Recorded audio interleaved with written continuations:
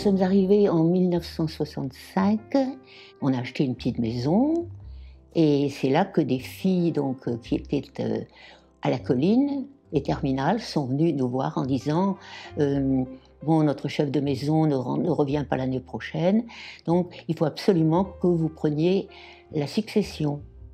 Puis finalement, nous avons pris la maison des filles, à la Guichardière. Et nous avons quitté la Guiche en 1976, mission accomplie.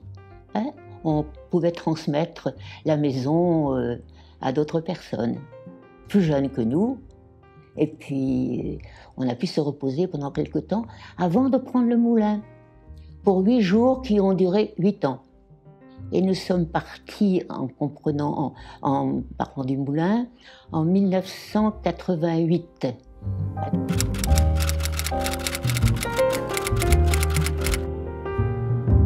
Les parents venaient le dimanche amener les enfants au restaurant. Il y avait souvent une bonne conférence faite par le papa de Lionel, des conférences extraordinaires.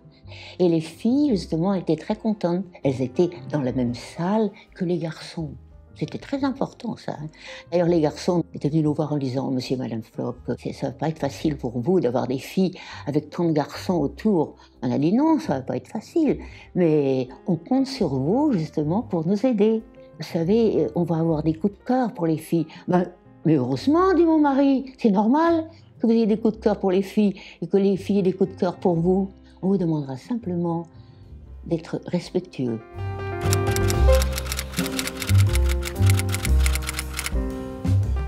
J'ai des coups de téléphone qui durent très très très longtemps, 1 heure, parfois 2 heures. Elles ont des soucis, elles m'en parlent. Elles ont des joies, elles m'en parlent. Avec des messages qui réchauffent le cœur. Je ne peux pas vous dire autre chose. Si nous avons apporté quelque chose aux filles merveilleuses que nous avons eues, elles nous ont tellement donné que c'est maintenant moi qui les remercie.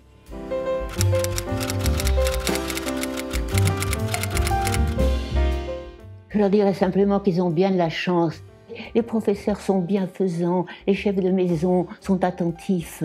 Mais c'est ça qui est important. Les enfants ont besoin qu'on les écoute.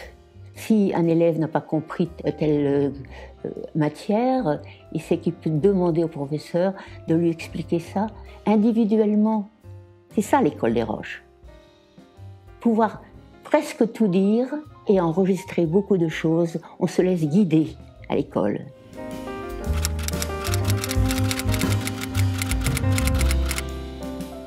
Les enfants sont toujours les enfants. On vit actuellement des moments difficiles dans le monde, mais ils sont l'avenir du monde. Donc on leur fait confiance. Et ils sauront vivre dans un monde qu'ils auront construit, parce qu'ils ont des idées géniales. Et elles ne resteront pas des idées, ils transformeront leurs idées en actes, je l'espère. Il y a des enfants qui viennent de tous les pays, mais quelle richesse! Et toutes ces différences se retrouvent et forment un bloc rocheux, extraordinaire. Alors que les roches vivent le plus longtemps possible, ad vitam aeternam.